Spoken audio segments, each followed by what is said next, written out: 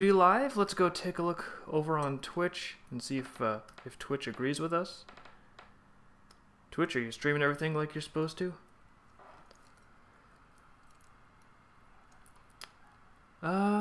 It says you are hosting Direwolf Media right now. Well, I think that's supposed to host when I'm not streaming, just as like if nothing else is playing, it hosts Direwolf Media. But now I'm on stream on my channel, so it's supposed to kick him off, I believe. Unless maybe I have to go and mess... Oh no, there we go. Alright, it looks like we're actually... We kicked off Direwolf Media. Too bad, Direwolf. Now we're on our own channel, so... Gio, how are you doing tonight? You said you had some fun, or maybe not fun, but some interesting activities. Life is interesting, man. A couple weeks ago, this big contract that we were supposed to start at the company I work for ended up falling through, and then we're like, oh crap, we don't have like much cash flow, and can we make payroll and all that stuff? So, oof. I think the stream just cut out. No, it should still be on. It's just a different picture. Oh. Well, then I'm like, okay, well, I've been in this boat before. I'm going to start looking at other jobs. And I've actually got, like, interviews scheduled for next week. I'm going to be, like, traveling and stuff. And, like, in just the last, 2 days at work, we all of a sudden got all of these contracts awarded that we didn't expect to win. Now, wow. So now I'm kind of, being pulled in multiple directions. So I got to figure out what's going on with all that. Yeah, it's like feast or famine. Either there's no work or it's like everybody needs you to work. Right. But, it's a little stressful just because whichever direction I go, someone's going to be disappointed about it, but it's not like it'll end up being a bad thing for me, in the end. Yeah. But other than that, on more Dreamkeepers related news, if anyone is in the Colorado area and is going to Denver Pop Culture Con, formerly Denver Comic Con, I will be there selling DK stuff and, having fun. So drop on by if you happen to be in that specific metropolitan area. Cool. All right. And I guess I don't see any questions in the chat just yet, so we'll just... Did the stream pause? I see the Direwolf Media back on there. All I see right now is the background image of the Troika base. Yeah. Let me put the... You're live. I don't see anything in the chat room. I'm turning display capture on, so that should make it a little more obvious if it's actually live. Hey, I think I heard another voice.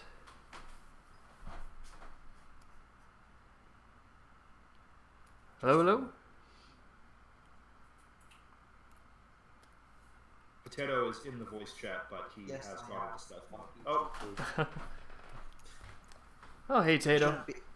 Hello. You shouldn't be able to hear me, so... Alright, I can hear you, and you guys can hear me, and it looks like the display capture is going, so I just don't trust that browser window. I'm going to go based on the assumption that we are streaming, and go ahead and get into tonight's topic then. So tonight I wanted to talk a little bit about the story side of the equation, because even if you have very pretty pictures, if nobody cares what is happening to the characters, those pretty pictures will eventually they'll get tired and they'll just stop looking at them. I mean, they might still look at the pictures, but they're not going to read your story. And then if they're not reading your story and they don't care what happens to the characters, that's just not really where you want to be as a comic book artist or a comic book creator. So I wanted to talk a little bit about story, specifically one part that it seems like it gets overlooked a lot, and that is scene structure, because there's some very, very basic stuff that if you just have a handle on it, it makes life a lot easier. So we're going to talk tonight a little bit about scene structure. And if this stuff sounds like stupidly simple, well, it is stupidly simple. But that's good, because sometimes you're going to be writing a story, and if you have like a character who's doing something, oh, it seems pretty straightforward. How could this be tough? No problem.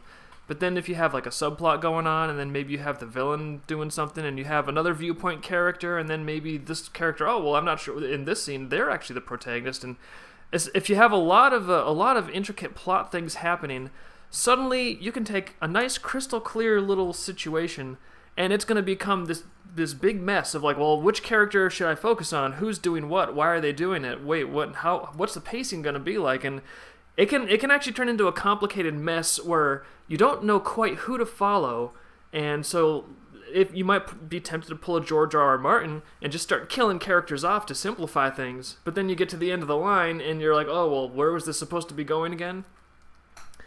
So there's a whole, there's like hours and hours, and people have written books about how to put together a good story, but there's one ingredient that especially I think might help a lot of webcomic artists and authors out there, and that is scene structure.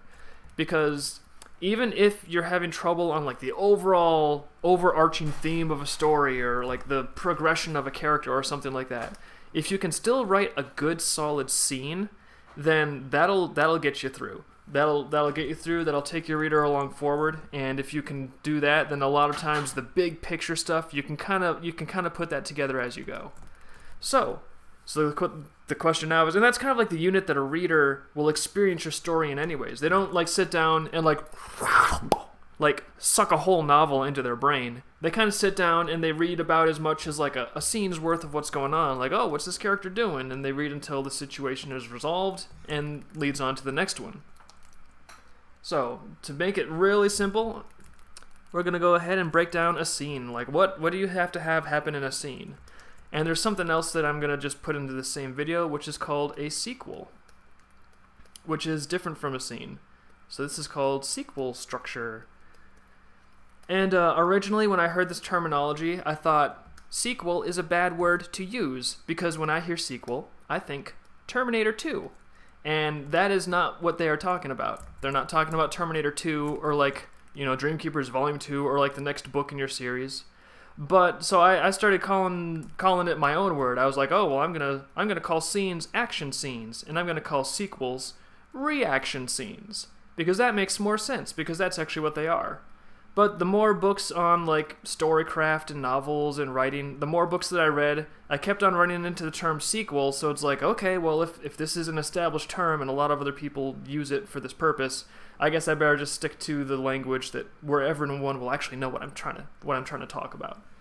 So even though it's a little confusing if it's your first time going through this stuff, we're going to refer to them as scene structure and then sequel structure. Ooh.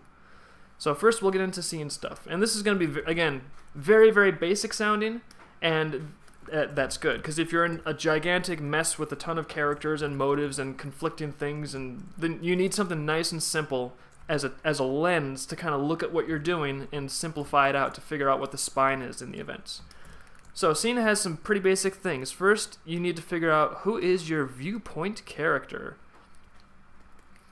Viewpoint character. Now, especially if you're writing a comic book, you might think, well, this is not really relevant to me. Sure, in a novel, especially in a first-person novel, you have to know who the viewpoint character is, because that's the guy who's literally talking to the reader. Like, everything is from his point of view.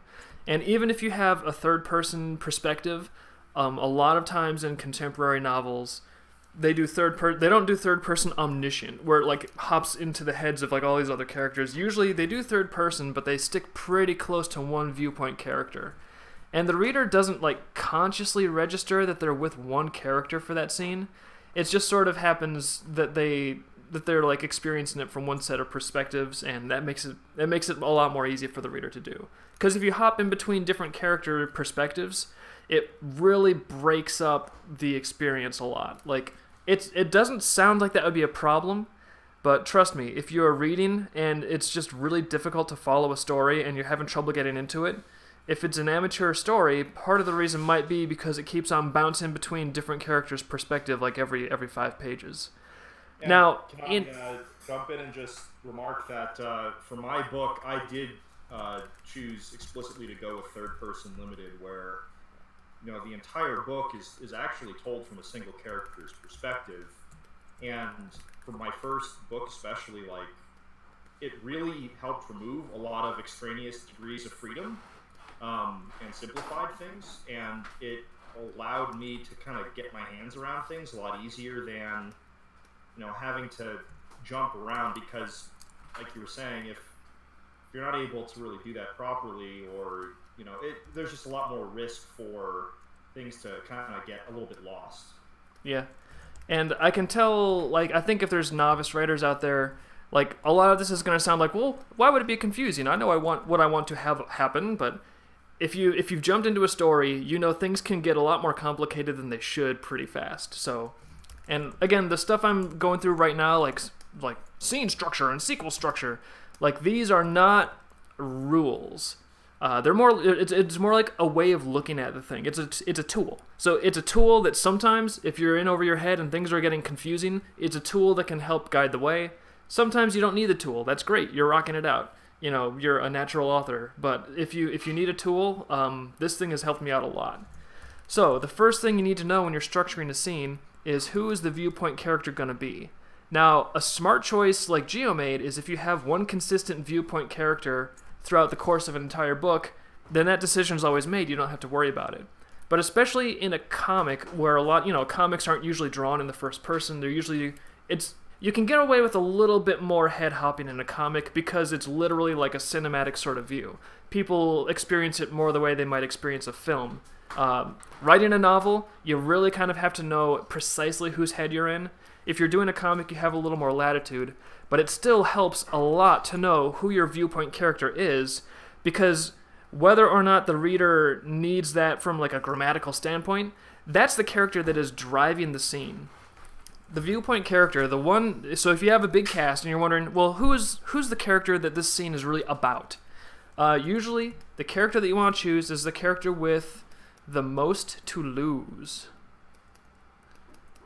So if you have a character that is really driven, there's a lot at stake in that scene, and there's a lot that they stand to lose. The character that has the most to lose or the most at risk, that's usually the character that you want to have as your viewpoint character, if you have an option to choose between them. And the reason for that is because that's usually going to be the character that's the most motivated. Because, if someone's got something to lose, if someone's got something at risk, usually they're pretty motivated. So if you know your character that you're going to be writing the scene from, great. But if you are juggling between a cast of like a few main characters and they're all trying to be like, oh, I should be the lead character. No, it should be me.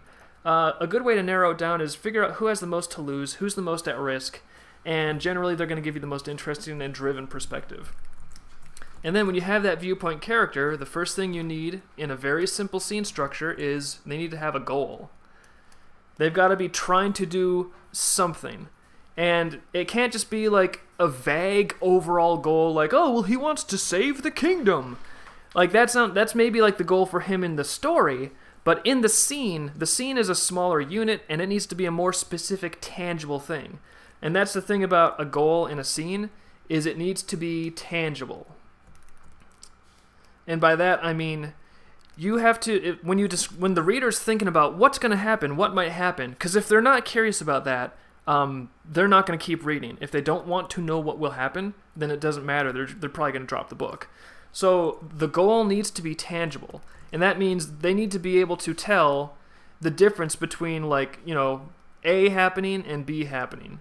So it can't be something vague like, oh, I need to save the kingdom. Maybe something a little more specific like, oh, the barbarians are slamming this battering ram into the castle gate, and if I don't stop this battering ram, they're going to flood in and rape everyone. And so, the difference between what that outcome is pretty visceral. You can visualize it. In one scenario, you knock the Vikings off the bridge, the battering ram gets burnt up or something, and hooray! Like, the female lead, the romantic interest, she is safe, and the kingdom is a little closer to being saved.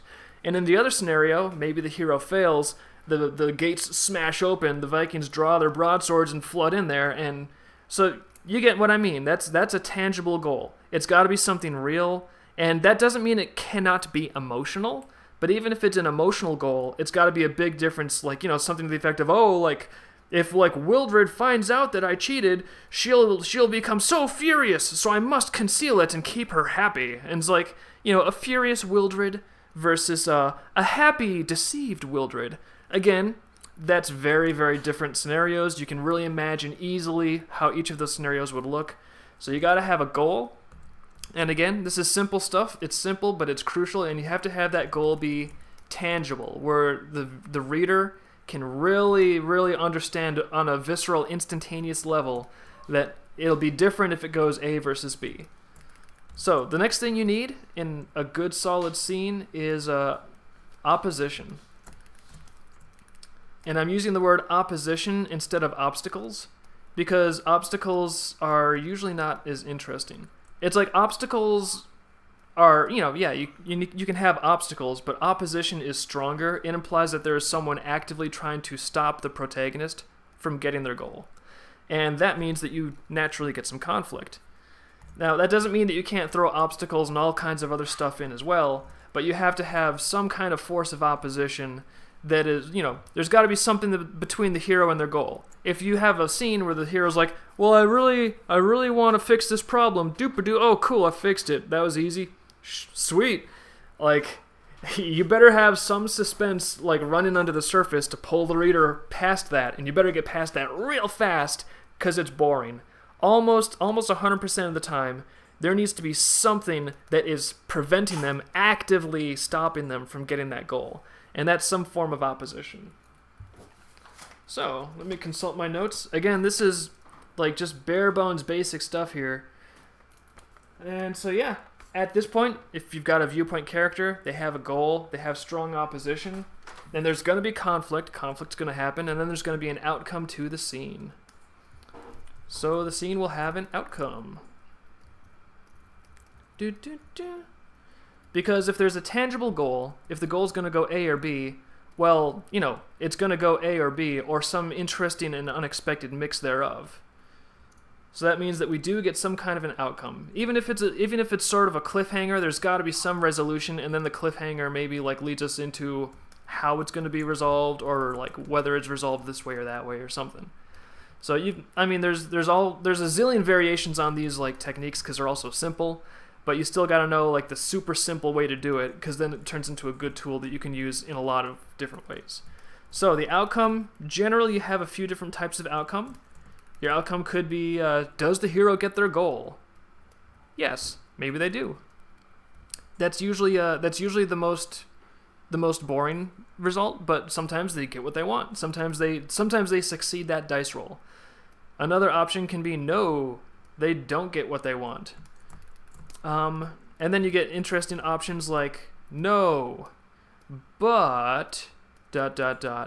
And this is like, maybe you get like a detective, and this detective is like, I need to get this murderer. I see him ahead of me. I'm sprinting after the killer. I'm about to catch this mystery man. Oh, but I slipped in a puddle and failed because he had a friend like throw a dog in my path from a dark doorway. Curses, the murderer got away. I did not get my goal. So, murderer gets away, pretty tangible. But maybe this dog happens to have a dog tag that will lead him to his next clue. So a no but is when the hero fails, but they get something that might be a little bit of a mitigating factor that helps them forward, that helps carry the story forward. And then, of course, probably the great standby classic is no and furthermore. And this is where you want probably most of your scenes to conclude. Not all of them. You got to mix it up a little bit. Sometimes the hero's got to get something done. You don't want them to be completely pathetic where they can never do anything right, because then that turns into like its own form of boredom. But a lot of times you don't want them to just breeze through like Superman and achieve every goal with no opposition whatsoever, without breaking a sweat.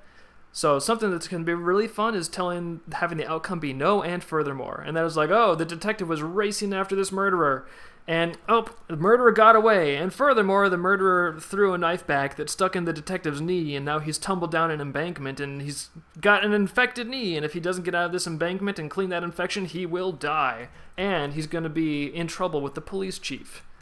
So, basically, you give them a strong rejection to what their goal in the scene was, and then on top of that, you have some more misfortune come in. And, you don't want it to be just random, pointless misfortune for no reason necessarily. Ideally, you want it to be something that drives the story forward, something that pushes the character harder in the direction of being forced to sort of confront some of their personality flaws or grow as a character, and some challenges that are going to be meaningful. It can be interactions with other characters and side characters and subplots. So, but that's the basic set of outcomes. Yes, no, no, but, no, and furthermore.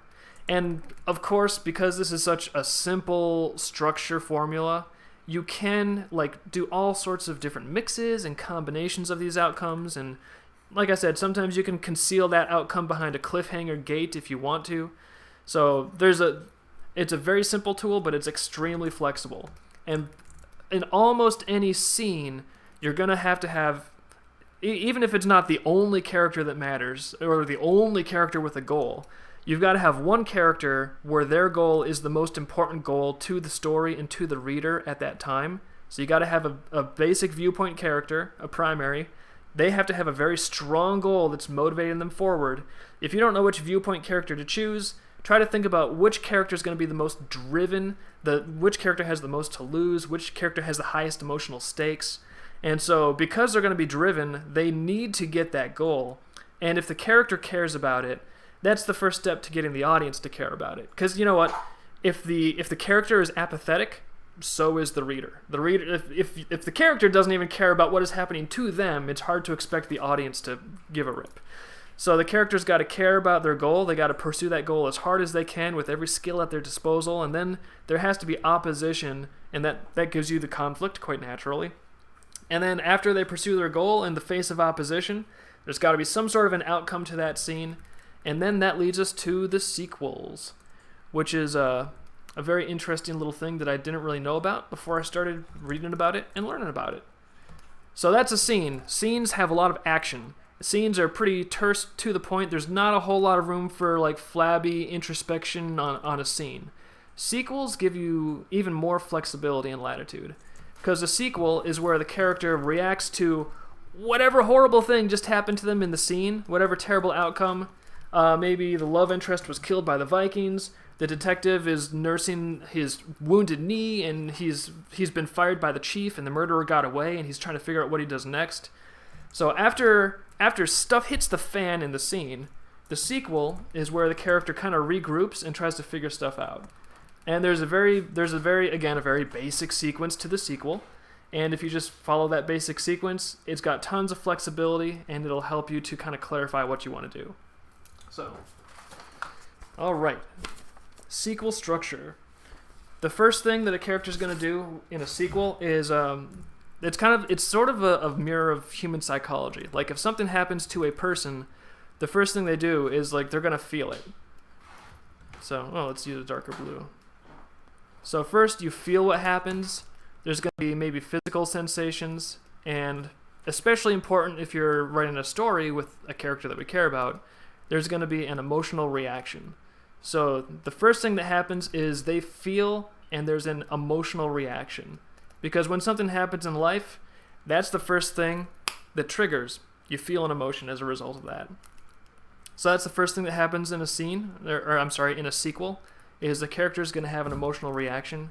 And that's also a lot of times you want to characterize your characters, you want to show what kind of people they are in the way they pursue their action in the scene, but you can also have a lot of opportunity for characterization in like showing their emotional reactions to events in a sequel.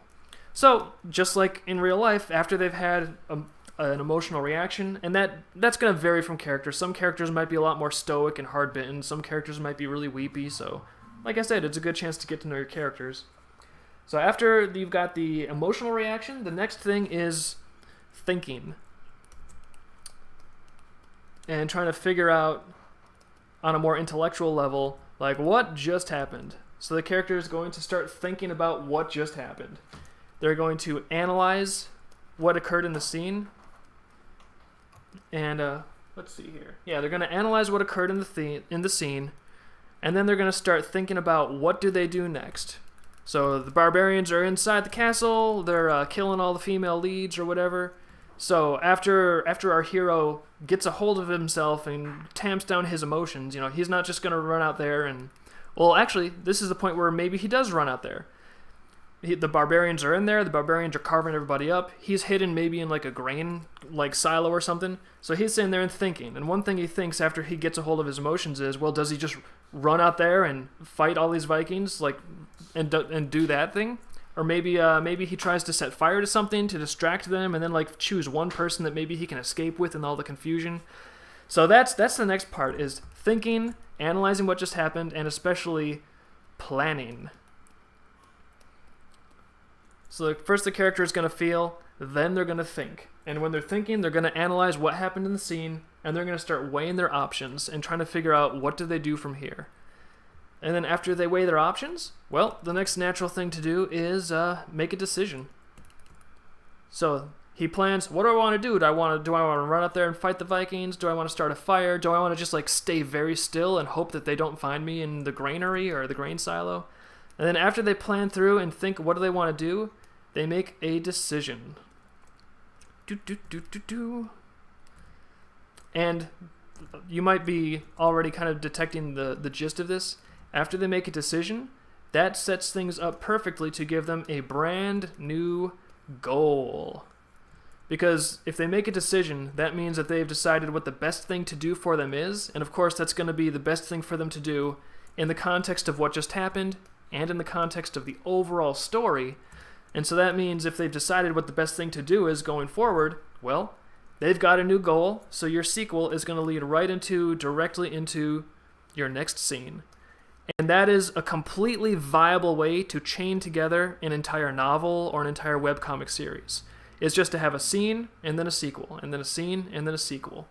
Now, again, these are very, very simple tools. You don't have to use them all the time, but if you're having trouble figuring out why maybe a story is kind of feeling mushy, or especially if you're in, I've seen this happen in a lot of webcomics, where you just have a bunch of characters, and stuff has kind of been happening, and then they're just kind of like talking, and they're bouncing dialogue off of each other like ping pong balls, and then they just keep on bouncing dialogue off of each other, and they're like, we're here, and we're talking, and we're here, and we continue to say things, and then it starts to just kind of meander. It sort of feels like, the author wants to get somewhere with this, but they're kind of trapped in this feeling where they feel like they've got to let every character just react and say what they would say next, and the ping-ponging can go on for a long time, and after a while it gets really, really boring to read because nothing's happening.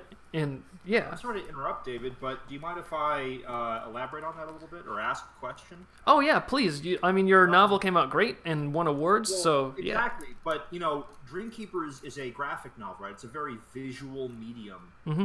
And words in a book, like if there's a conversation happening in my book, in one chapter, I can actually have a very detailed conversation happen, and it doesn't take up a lot of pages. It's very dense as far as words. Yes.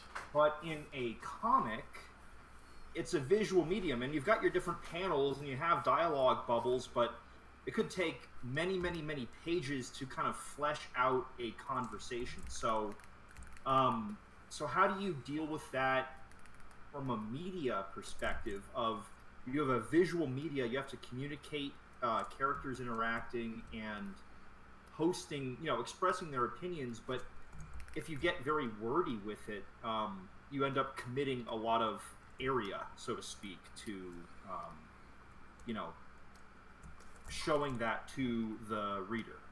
I would say, the first thing I should probably clarify here is that I'm not necessarily trying to vilify dialogue, because dialogue can be used to great effect. And sometimes you don't even necessarily need to be like, oh, the more dialogue, the worse it is. You got to cut the dialogue out. It's like, well, no, dialogue is it's another tool. And if the thing you are doing calls for that tool, then use it.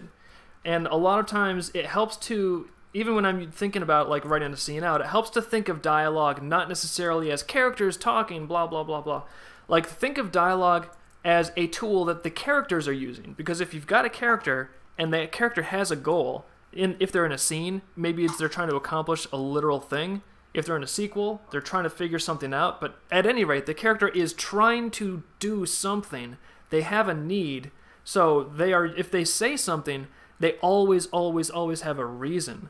Like, even if the character themselves, even if they don't consciously know what it is, everything has a motivation. So if you understand what they're trying to do and why they're trying to do it, even better than they do, maybe. If you understand what they're doing, then you understand, use the dialogue like a tool. Use the dialogue, like sometimes you can use dialogue as like a lever to try to move an obstacle out of your way, try to move a stubborn person out of your way, or you can use it to try to like soften them up so that you can manipulate them into doing something, or you can use it to try to like, maybe a character's goal is just to be understood because there's something that is critical happening, and if they're not understood, the consequences will be dire. But either way, like, dialogue is not inherently bad, but aimless and pointless dialogue is. So you just have to be careful about what is your dialogue doing and why is it doing it, and most importantly, when your character is talking, why? Like, know with specificity what it is they're trying to accomplish. And that doesn't mean that you can't have some organic back and forth,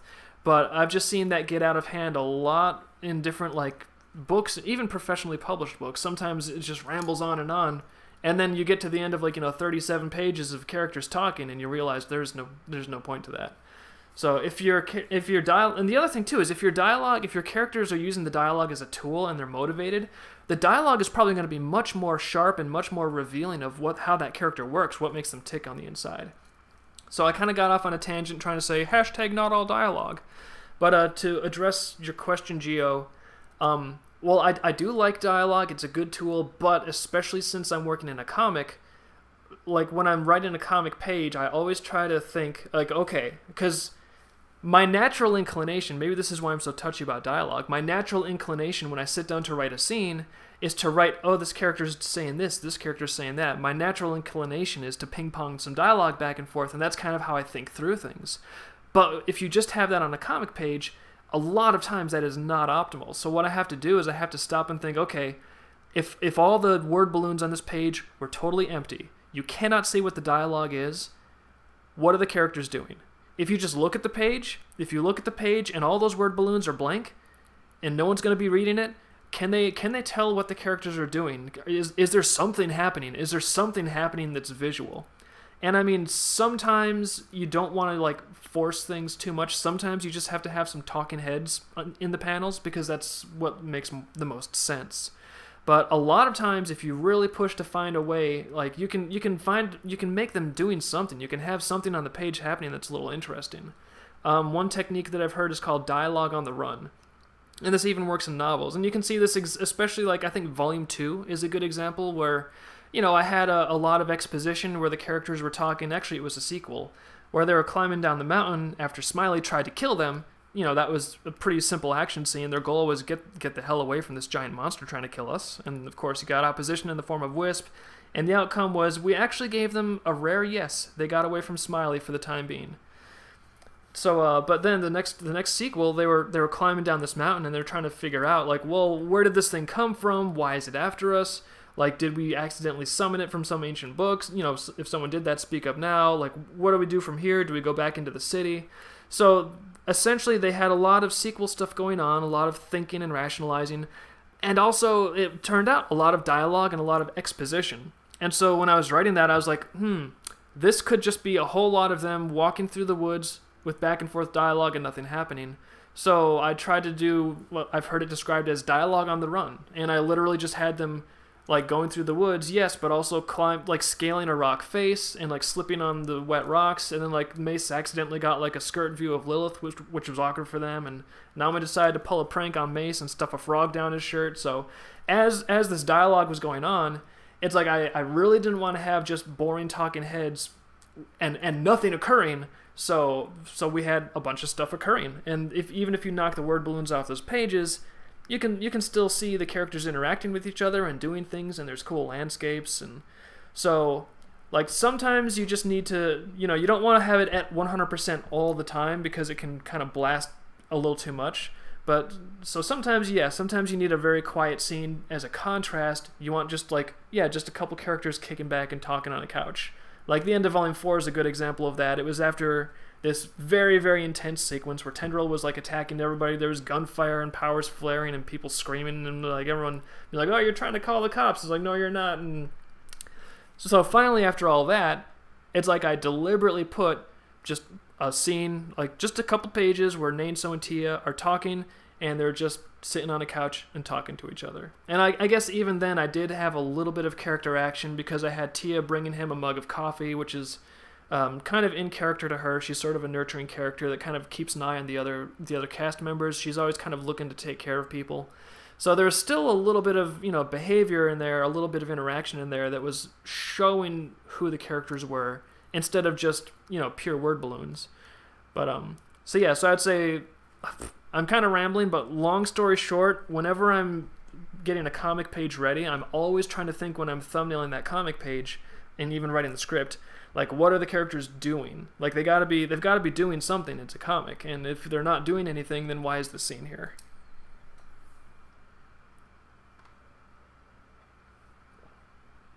All right. See, let me see if there's any questions in the chat. So, because I think you guys I've probably beaten this horse enough. I think this horse is pretty dead. So very simple. I haven't caught any questions specifically in the chat yet, though. Yeah. People in the chat, please write the questions. While they're thinking about questions asked, I have a question for you, Dave. Yeah, sure. So, you mentioned that you've read a lot of material on constructing a story and things of that nature. When you first started producing Dreamkeepers, did you have any sort of exposure to those sorts of things, or was it something that you picked up later in time after Dreamkeepers was established? Kind of both. I think I lucked out a little bit because I had pretty good high school experience. I got a bunch of honors English courses, and I learned how to write. And it was actually weird. By the time I got to college, at art college, when I took those English classes, it was just so bizarre because it was like the teachers were talking to retards. I was just like, what? I don't understand. Like, we know what a sentence is. We know what a paragraph is. What is this? But I appeared to be in the minority in my class at college. But yeah, so I had solid high school experiences. I think it also helped that I wrote a lot of comics for myself when I was in high school. I wrote a short story, and so I kind of didn't know anything about putting together a story at that point in time. So I just sort of meandered through it and sort of felt my way forward. And I think especially writing a short story kind of helped me crystallize a little bit of this stuff. And then I bumped into one book when I was in the writing zone of Dreamkeepers, when I was getting Dreamkeepers written out and like learning how to pitch a show and stuff like that, and then deciding, well, maybe I'll make it a book so it can be mine. One book that I do remember getting exposure to early on was How Not to Write a Novel. And that was interesting because that was a book that was basically made by editors, all these editors that had all this experience reviewing submissions.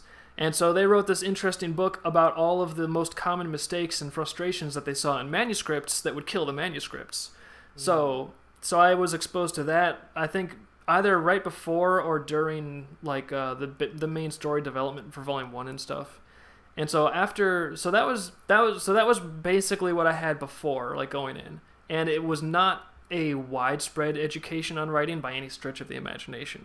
So after I started writing Dreamkeepers, especially after I started like listening to critiques and seeing story critiques and trying to like level up what I was doing, I got more of an appetite for learning how to do story stuff, especially after I came across a blog, a series of live journals by Jim Butcher, who does a really good novel series.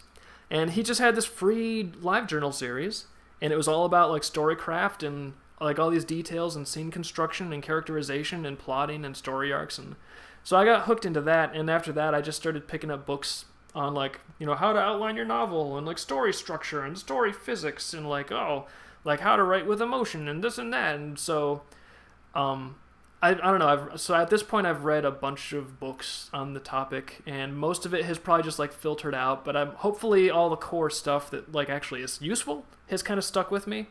And then every now and then I'll try to pick up a book and just like breeze through it to refresh myself on some of the details. And I don't know, occasionally you'll run into some books that are almost worthless, like they're just there was one book in particular, I forget which, I think it was Writing for Emotional Impact. That book was awful because it was one of the things in that book that it kept on saying was like, no, when you're writing, make sure not to be redundant, and also don't be redundant when you're writing, and it's very important when you're writing not to be redundant. And he would just keep on bringing this up like in like chapter after chapter, like these different chapters, and it's like, dude, like do you read what you're like? Yeah, it's important not to be redundant. I got it the first time, thanks. And so not every how-to book is created equal, but it definitely is helpful to at least get through like 3 to 5 of them, and then that'll help. That'll at least get your teeth wet so you understand a little bit what you're doing. So at least you can be in the category of like knowing what you don't know.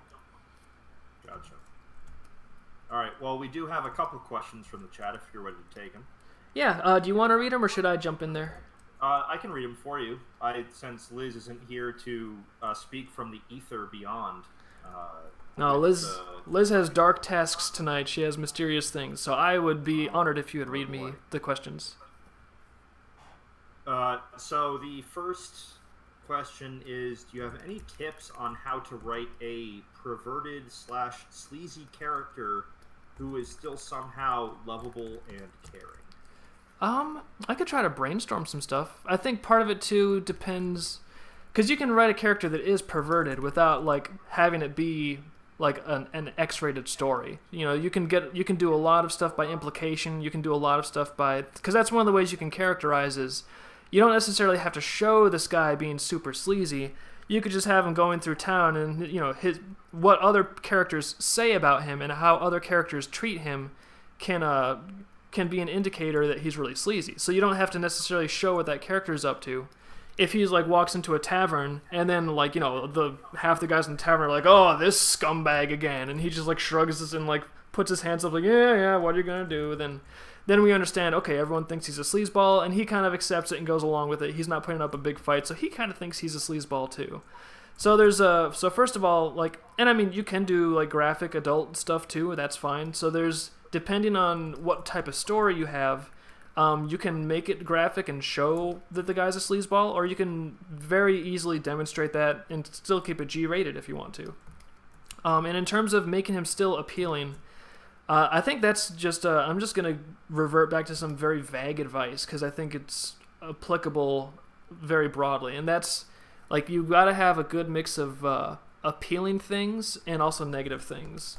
Like, not every character has to be this, like, complicated mess, but the more time is spent on a character, generally speaking, the more you want to have a little nuance mixed in there. So, like, yeah, if you have a really sleazy character, he can be really sleazy, but maybe he also, like, he might be a pervert and he's driven by his desires and he deals with a lot of lust and it's like, well, that's just how I feel and at least I'm honest about it. But maybe he's also, maybe he also cares about people that are, like, weak, or it's kind of like that screenplay book, Save the Kitten, something like that. Like, if there's, like, he could be a real sleazy guy, but let's say that the tavern catches on fire and everybody's running out, but, like, the owner, this poor fat guy that couldn't run a mile to save his life, he's trapped behind the bar, and he literally can't get over the bar because he's just drunk too many beers, and he's out of it, and he's over there blubbering and sobbing, and maybe the pervert really dislikes this bar owner, because the bar owner has been mean to him, the bar owner makes fun of him all the time, the bar owner smacks him around, and so part of the pervert is thinking, is like, you know what, this guy is a scumbag to me, like, yeah, I've got some weird tastes, but he doesn't have to be so mean, I should just let him burn. But then he stops and he thinks, you know what, though, his kid isn't bad, and I don't want his kid to grow up without a father, even if the father's a big fat jerk. So you have the pervert actually risk himself, save this jerk of a barkeeper, and instantly you've got a character that's a little bit likable. Like, that's all it takes. Just have them do something that's good, something that's not entirely selfish, and that can really help. And you can even have a character that is selfish and find ways to make them interesting. Like, you don't necessarily have to have a character that's very likable as long as they're interesting. Like, different stories have different needs, so some stories you do need a likable lead, but, you know, people also read biographies about serial killers, and they don't read those because the serial killers are so darn likable. Right, and to add on that, it's like, you know, a character in a story is a representation of an individual, and individuals are honestly pretty messy and complex, and you can think of yourself as a good person, but, you know, none of us are just like this ultra idealized caricature of some ideal. Like, you know, life's complicated. It's like, yeah, maybe he's a womanizer and he's, you know, kind of a pervert, but at the same time it's like, oh, but he kind of grew up in this certain environment, or, you know, like, there's more than just, like, trait. Like, a character is more than simply traits, right? So you have traits, and that gives you the flavor and the color of the character, but then the main body of what they're doing relates to their goals and their motivations and desires. So, like,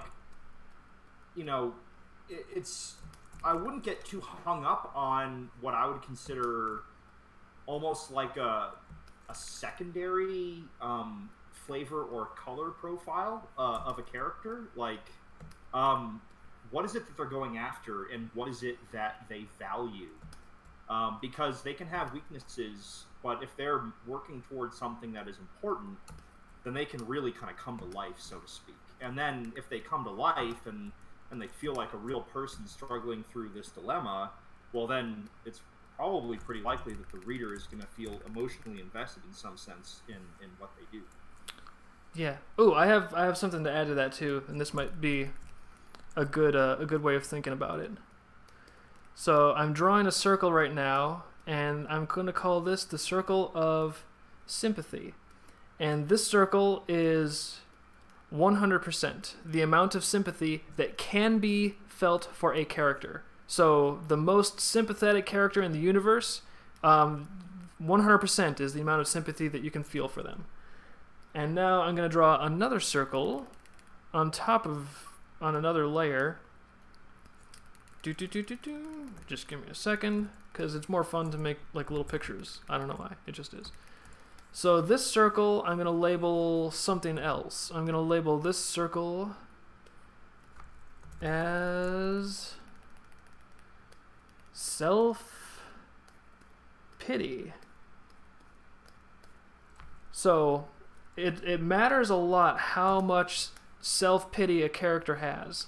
Like, let's say you've got your guy who's got some, like, erotic urges, and maybe he's not the best at handling them, and people don't like him for it, and he's like, oh, yeah, I've got to deal with this. Like, if he has a very high opinion of himself, and he thinks that he's the world's biggest victim, like, the amount of sympathy that other people can feel, if that character is taking that space up, there's no room for the reader to feel sympathetic for him, because the character himself is taking up all that space by feeling sorry for himself.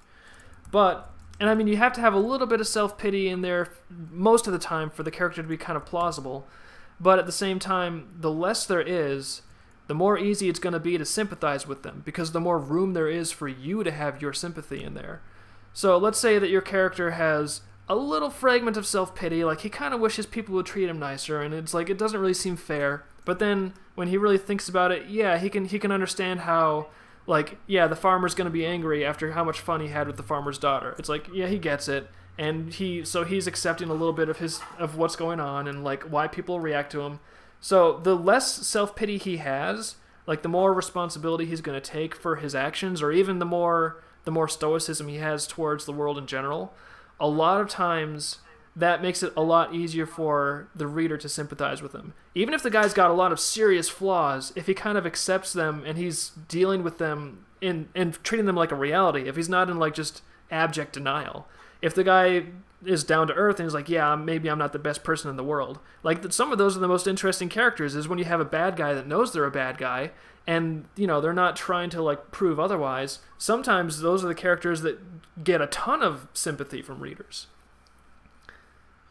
Now, would you want to, though, maybe with a protagonist or a main character, start with a larger diameter self-pity so that you can show development and growth through the course of the story? Because if they just begin as a actually relatively well-balanced person, aware of their flaws and completely at harmony with themselves, that would probably detract from the journey, so to speak, in a little bit. You know, people do like to see growth over the course of the journey. Oh yeah, and, like, that's one key thing that any story has to have to really be a story, as opposed to a bunch of stuff that happens. A story has to be about change. Like, something is different at the end than it was at the beginning.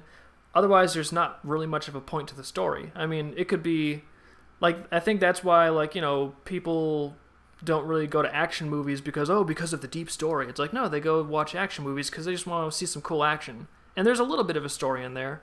But the more you focus on story, the more it's about, like, change, especially change within, like, a main character or a viewpoint character. So it's not even necessarily like, what happens out here? What is happening in the plot? Like, the plot is mainly a device to put pressure on the character and force them to change. And that character transformation is at least in some of the models that I've read about, that character transformation is where the story really happens, where it really matters. And yeah, depending on what that character arc is, they might have to start out with a lot of self-pity, and maybe that's the thing that the story forces them to confront. That might be a good story, is a story that forces someone who really feels sorry for themselves to realize, hey, this is not productive, and maybe it's not the best way for me to be, and if I keep on doing this, I'm not going to get my goals. And so the story forces them to change and adapt. And Awesome. so, yeah. So that's a really good answer. The next question is not related to stories at all, but about your art style. Sure. The question is, one thing I've noticed is that your shading style has changed since early volumes to the newer ones. It looks like it used to be all gradient / airbrushed shading, and now it's more combined with cell shading. Can you talk to how you handle shading in your comics? Sure. The earlier ones, it was a little more airbrushed in Photoshop. I'm still using Photoshop, but I guess it was more like out of the box, like the airbrush look like that. And as the comic went on, I started out really rough because I always liked, like when I'd flip to the back of a comic in a store, I always thought that the concept sketches looked sharper to me than the actual finished artwork. So I was always thinking, well, why do they take the inks and they make it all so dull when they could, have it stay like loose and pencily like rough animation, and that's such a cool look. So I was kind of emulating that, and so I think a lot of the shading sort of was just like, I hadn't done lots of illustration, ironically, being in art college kind of kept me from doing a lot of art because there's so much busy work. But the more I got into the comic, the more, like, I wanted to keep a little bit of that rough animation style, but things also started getting sharpened up and tightened up as I went forward. And I think as the line work got sharper and tighter, I also started going more from a rough animation feel and a little more towards like a finished animation feel. And, finished animation tends to have a little more in the way of cell shading and some other lighting effects and things like that.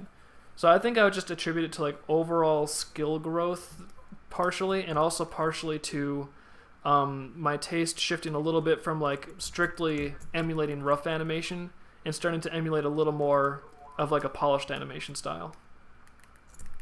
Awesome. The next question is about V. Sure. They're wondering, was V inspired by any specific characters in other, comics or movies or media? Were there specific influences for her design and her character? I would say the most on point influence would be Babs Bunny. I would say Juicy Couture's style and coloring. Oh, Liz is saying Juicy Couture's style and coloring? And Which is not a... I don't know what that is. It's a fashion Well, design. did her personality come from anywhere in particular, or is it all just what you felt was best? The personality is kind of just an amalgamation of... needed for Prelude, really. Yeah, I don't know. We just needed like a character that was going to give Mace a hard time in Prelude, and then she really came alive from there. Well, and that's the thing I think a lot of people don't necessarily understand if they're not creators of some sort. It's like, oh yeah, Dave, you're the artist, you're the author, like you decide what happens, but this was definitely true for me. In my story, my characters kind of took on lives of their own, and then they almost started dictating the story to me and grew in ways that I couldn't anticipate. And it was not necessarily a conscious decision from the very beginning. Yeah. Like that definitely is something that I've experienced as well. Like some people, when they approach a story, they're just like, well, I outline it, and then that's what I do. Boom, boom, boom. And sometimes that gives them... Like every writer's going to have a bit of a different experience, but I think a lot of people experience what we have, where the characters kind of come alive and they kind of steal the show. And to a degree, that can be an excuse to let a story just go off the rails and stop making sense. And I haven't actually seen the more recent seasons of Game of Thrones, but I think I saw like the first 5 seasons, and I kind of got the impression, I could be wrong, but I kind of got the impression that with Game of Thrones is, I guess, an example of what not to do, which is kind of silly because it's massively successful and popular, but even so, I kind of got the impression watching it that George R. R. Martin developed these really fascinating characters, and he put them in this like setting where there was all this built-in conflict, and it was great. But then he just kind of let them like wander free and do their thing, and he didn't really have an idea of like where it was going or why it was going to go there, and which is fine because he held it together for a long time. But then towards the end, he just like he couldn't write the next book, and I think that he kept on stalling the TV producers and be like, it'll take another year. No, it'll take another year. And then finally the TV producers had to be like, listen, we just gotta let the TV writers take it from here because we have a deadline to hit. And then the TV writers took it from there, and it's like I don't think he went in with an ending to the story. So I think it's good to let the characters come to life, and they've got to do their own thing. But at the same time, there has to be some overall context that has a point, because otherwise it does start to feel like they're just wandering around doing random things that don't connect to anything. The next question I have is from a DM on Discord. I think I know this might be a little plot faulty, but the person remarked that Kaylee has been featured as a main cast member on the Dreamkeepers website. They want to know why you decided to include her there and what we should expect from her. I don't think that's really plot vaulty, so I can say that basically after Volume 5, it'll be a little more clear why Kaylee's on why she's on the main cast page site. So mainly, since I knew where the story was going, I didn't necessarily want to redo the cast page right after a book was done. So I was like, I'll just put her on here, and then I don't have to update it when the book comes out. All right, well, unless anyone shows up with some last-second question, that might be it for questions for you tonight. All right. Thank you, everybody, for watching and the good questions. Gio, thank you for sharing your insight on writing and, the experience and character development and everything else. No problem. All right, so I guess we've been going for a while, and I should probably get back to comic book stuff that's more than just doodling. So thank you, everybody, for watching, and we will talk to you again next week.